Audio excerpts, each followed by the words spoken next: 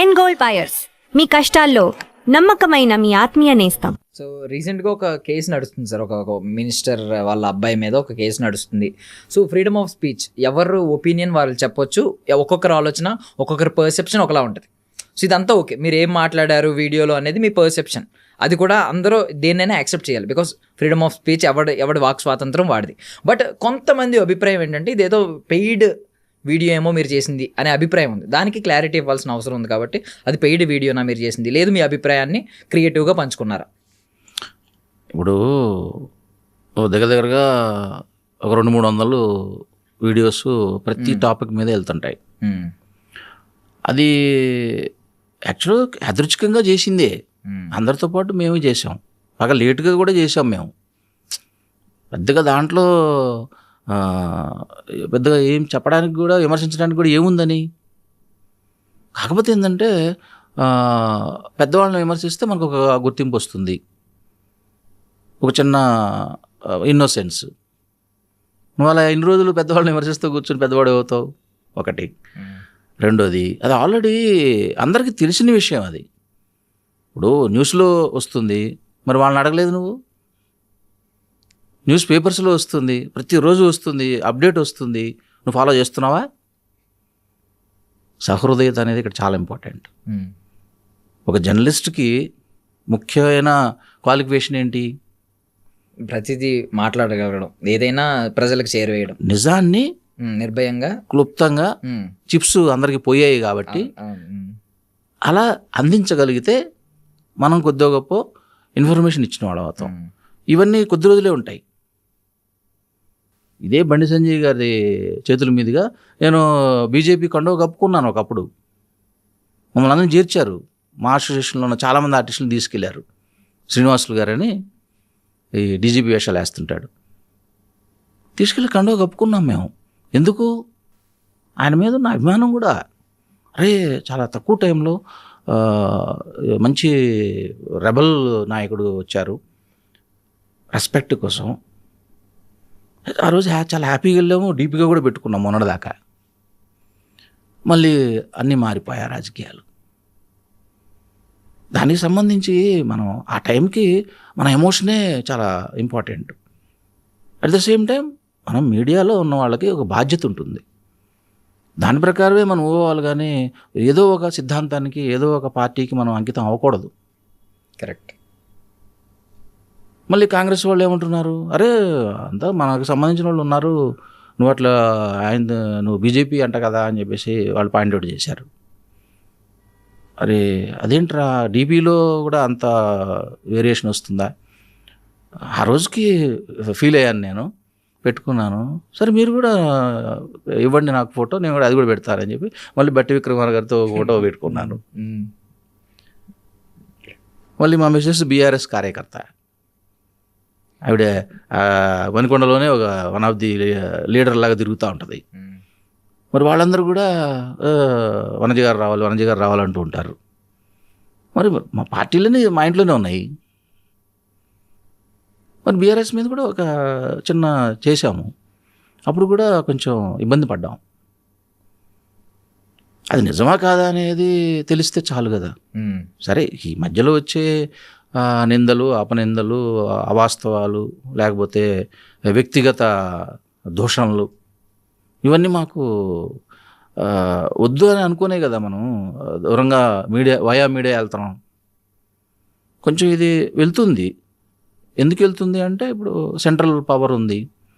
మనం యాక్చువల్గా మనం అక్కడ ఏం చెప్పామంటే అందరితో పాటే చెప్పాం. మనం వీడియోస్ చూస్తే అర్థమవుతుంది ఎందుకు వీళ్ళు ఇంత దీన్ని ఎలాబరేట్ చేసి చేస్తున్నారు అనేది కూడా నాకు అర్థం కాల. ఫస్ట్ ఆఫ్ ఆల్, పైగా మన క్యారెక్టర్ని మర్చిపోయి భాషను కూడా మార్చుకుంటే అది నీ ప్రాబ్లం, అది నీ భావజాలం, అది నీ ఫ్రస్ట్రేషన్ కింద వస్తుంది తప్ప, ఇవాళ ఇది వచ్చింది రేపు ఇంకొక ఇన్సిడెంట్స్ ఏదో వస్తుంది, ఇది పాత అయిపోతుంది. ఇన్నిటి మీద నువ్వు అలా వాడు చేసిన దాని మీద నువ్వు చేస్తా పైకి వద్దాం అనుకుంటావు అంటే మన మీడియాలో వాళ్ళలోనే కొంచెం ప్రాబ్లమ్స్ ఉన్నాయేమో అనిపిస్తుంది, సైకలాజికల్ ప్రాబ్లమ్స్ అని నేను అనుకుంటున్నా. ఒకవేళ ఏదన్నా మాట్లాడిన దాంట్లో ఏమన్నా తప్పులు ఉన్నాయంటే మా పెద్దవాడు కూడా అదే అంటున్నాడు. సారీ చెప్తున్నాను అందరికని చెప్పేసి చెప్తున్నాడు వాడు కూడా. నేను చిన్నవాడిని, నాకు తెలియకపోవచ్చు. మా డాడీ కూడా రొటీన్గా ప్రమోషనల్ వీడియోస్ లాగా అనుకున్నాను తప్ప పెయిడ్ అనేది కాదు. ఎందుకంటే వాళ్ళ రాజకీయ నాయకులు ఎవరికి డబ్బులు ఇస్తారో తెలుసు. డబ్బులు తీసుకునే అంత స్థాయిలో మనం లేం కదా. ఒకవేళ ఇచ్చినా కూడా మా పర్సెప్షన్ వేరే ఉంది, మా క్రియేటివిటీ వేరే ఉంది, మా టార్గెట్ వేరే ఉంది, మా నాలెడ్జ్ కూడా వేరే ఉంది, మా సబ్జెక్ట్ థరోనెస్ కూడా వేరే ఉంది. దీని మీదనే ఎందుకు పర్టికులర్గా పట్టుకుంటున్నారు? మరి అన్ని వీడియోస్ వచ్చినప్పుడు మరి వచ్చిన ప్రశంసల కంటే కూడా కరెక్ట్ ఇక్కడ ఈ ఒక్క వీడియోలోనే ఎందుకు మీరు అంటే పైకి వచ్చేటప్పుడు మన ఇండియన్ సైకాలజీ అది. వాడిని పెట్టి లాగడం తప్ప ఎంకరేజ్మెంట్ అనేది ఉండాలి తప్ప అది కొంచెం పీతల కథ కొంచెం బాధగానే ఉంటుంది. ముఖ్యంగా ఇంట్లో డిస్కషన్స్ అనేవి వచ్చినప్పుడు పేరెంట్స్ సంబంధించిన వాళ్ళు, ఆడవాళ్ళు ఎక్కువ ఇబ్బంది పడతారు. అది ఎందుకు నేను బండి సంజయ్ గారి మాటల్లో కూడా చాలా బాధపడ్డాను. పర్సనల్గా నాకు సంబంధించిన బ్లడ్ రిలేషను బాబు మీద ఇలా వచ్చినప్పుడు నాకు ఎంత ఇదిగా ఉంటుంది నరకం. ముఖ్యంగా వాళ్ళ అమ్మకి ఎంత ఇదిగా ఉందంటే మరి మా ఇంట్లో కూడా అదే ఇబ్బంది ఉంటుంది కదా. ఆ మాత్రం తెలివి లేకుండా ఎట్లా మాట్లాడతాం? జనరల్గా మాట్లాడుకున్నాము, అది ఎందుకు ఇష్యూ చేస్తున్నారో నాకు అర్థం కావట్లేదు. అంటే సోషల్ మీడియా కాబట్టి ఇక మనకి వేరే టాపిక్ వచ్చేదాకా, వేరే ఇష్యూ వచ్చేదాకా మాట్లాడుకుంటుంటాం అంతే తప్ప ఒకవేళ ఏమన్నా దాంట్లో తప్పులు ఉంటే దిద్దుకోవడానికి సంబంధించి మాకు సూచనలు ఇస్తే అంతే తప్ప అందరు అమ్ముడు పోయారు అనేది ఒక జనరల్ టాక్. ఇప్పుడు మరి అమ్ముడు పోయేవాళ్ళం అయితే మొట్టమొదటి నుంచి అమ్ముడు పోయేవాళ్ళంగా, అమ్ముడు పోతే ఇంకొక వీడియో ఎలా వస్తుంది? క్రియేటివిటీ లేకుండా ఎలా వస్తుంది? Yeah correct. ఒకవేళ చాలా క్లారిటీ ఇచ్చారండి దీని గురించి. నేను చాలా క్లియర్గా చెప్పాను ఈ విషయం అయితే. అండ్ ఇంకొక టాపిక్ ఏంటంటే ఇప్పుడు క్రియేటర్స్ గురించి. ఇప్పుడు ఒకప్పుడు మనం ఈ హీరోలు అందరూ మన టాప్ హీరోలు ఉన్నారు, నలుగురు పిల్లర్లు అనేవారు. చిరంజీవి గారు, బాలకృష్ణ గారు, నాగార్జున గారు, వెంకటేష్ గారు, వీళ్ళు నలుగురు కూడా కొన్ని ఈవెంట్స్లో కనిపించేవారు, కలిసి కనిపించేవారు. సంతోషం అవార్డ్స్ అనో, లేదా సంథింగ్ కొన్ని అవార్డ్స్ అనో, లేదంటే అవార్డ్ ఫంక్షన్స్, ఈవెన్ క్రికెట్ ఆడడం, సెలబ్రిటీ క్రికెట్ లీగ్ ఇలా కనిపిస్తూ ఉండేవారు. బట్ ఇప్పుడున్న దానిలో ఏంటంటే ఇప్పుడున్న జనరేషన్లో ఎక్కువ ఫ్యాన్ వార్స్ ఎక్కువ జరుగుతున్నాయి. వాళ్ళు కూర్చుని బాగానే ఉన్నారు, కానీ క్రియేటర్స్ వరల్డ్ ఎలా ఉంటుంది అనేది నేను తెలుసుకోవాలనుకుంటున్నాను. క్రియేటర్స్ కాంపిటీషన్ ఎలా ఉంటుంది? అందరూ కూడా బయట క్రియేటర్స్ సమ్మిట్స్ ఉంటూ ఉంటాయి, అందరూ కలుస్తారు, అందరూ కొలాబరేషన్లు చేసుకుంటూ ఉంటారు, పైకి అంతా బాగానే ఉంటుంది. బట్ కాంపిటీషన్ ఎక్కడైనా ఏ ఫీల్డ్లో అయినా ఉంటుంది. ఆ క్రియేటర్ కాంపిటీషన్ ఎలా ఉంటుంది? వాళ్ళు తిట్టుకుంటారా? దానికి చిన్న ఉదాహరణ చెప్తా. నాకు ఇష్టమైన నటుడు, ఆయనంత అవ్వాలని కోరుకున్న రాజేంద్ర ప్రసాద్ గారు ఆయన ఒకనొక టైంలో సినిమాలు లేనప్పుడు ఏ క్యారెక్టర్ పడితే ఆ క్యారెక్టర్ చేశాడు.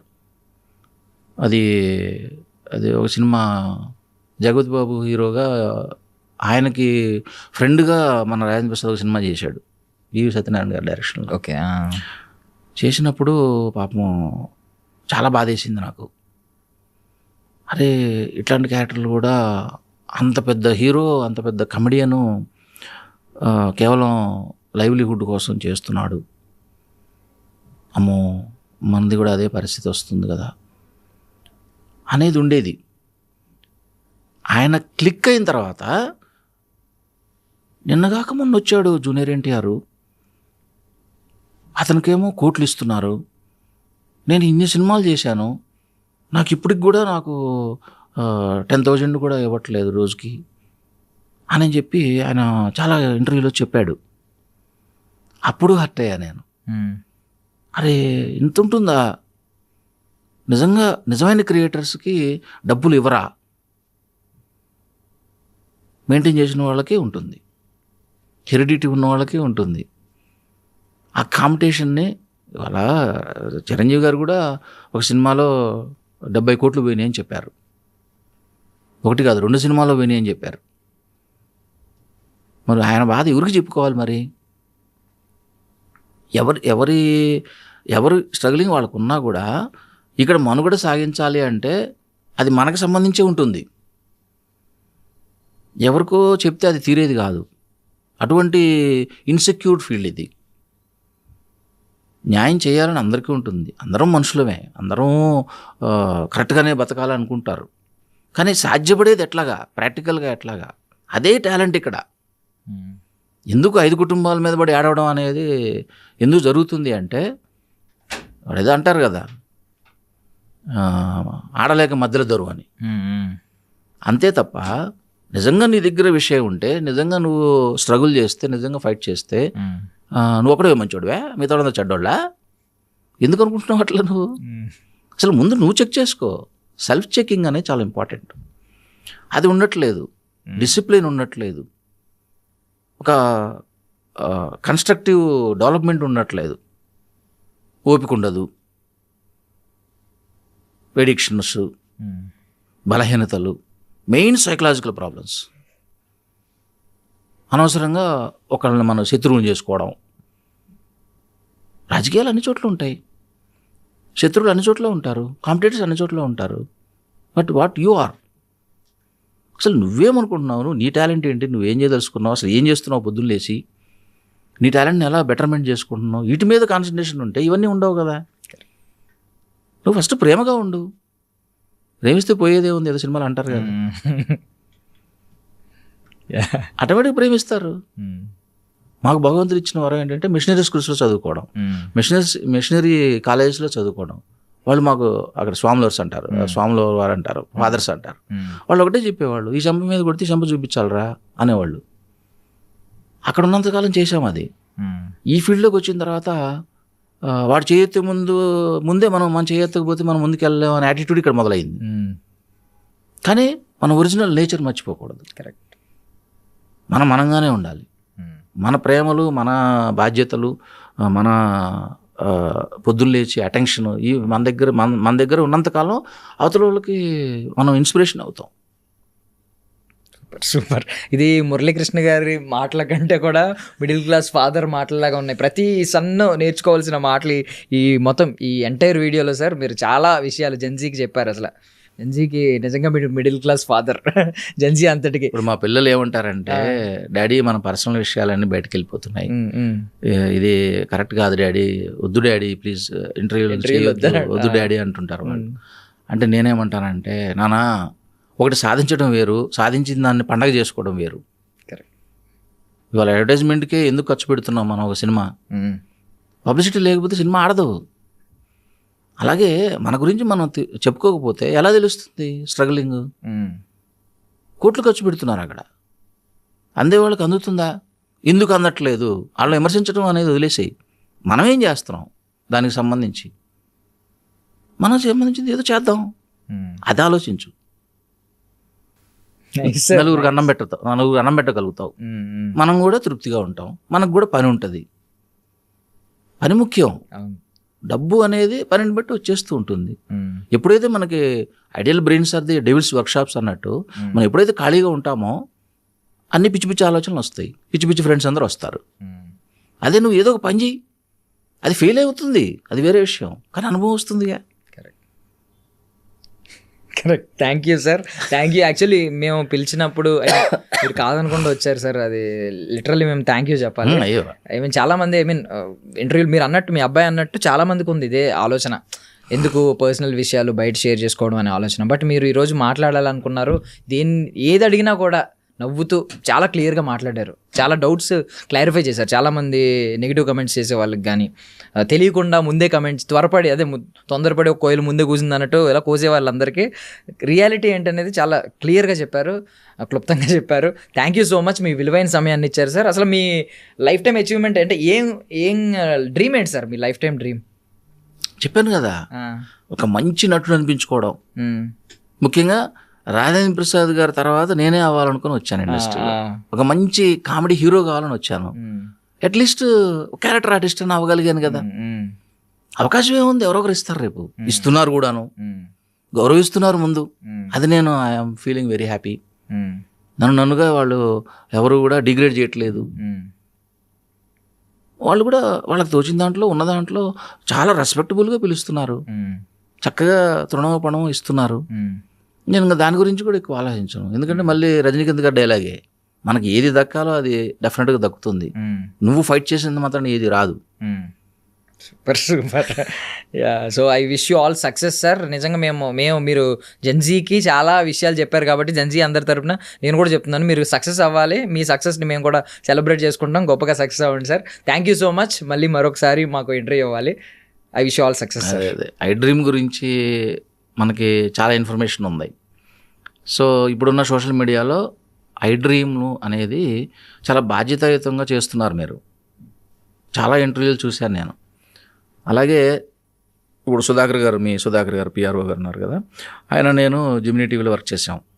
అప్పుడు నేను 100 సినిమాలకి జర్నలిస్ట్గా చేశాను, తనే కెమెరామ్యాన్. సో మాకు ఆ ఫ్రెండ్షిప్ ఉంది. ఆ టైంలో ఆయన సీనియర్ యాక్చువల్గా నాకు.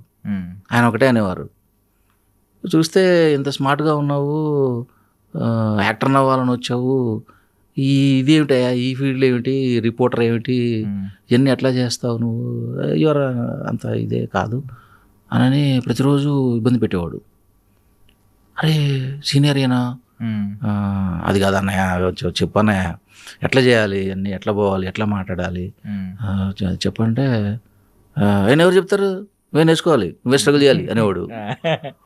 సో ఎప్పుడు కూడా ఏది కూడా ఏంటంటే ఆ విమర్శల్లో నుంచే నీలో ఒక కసి వస్తుంది, ఆ నెగిటివిటీలో నుంచి నీకు లెర్నింగ్స్ ప్రాసెస్ స్టార్ట్ అవుతుంది.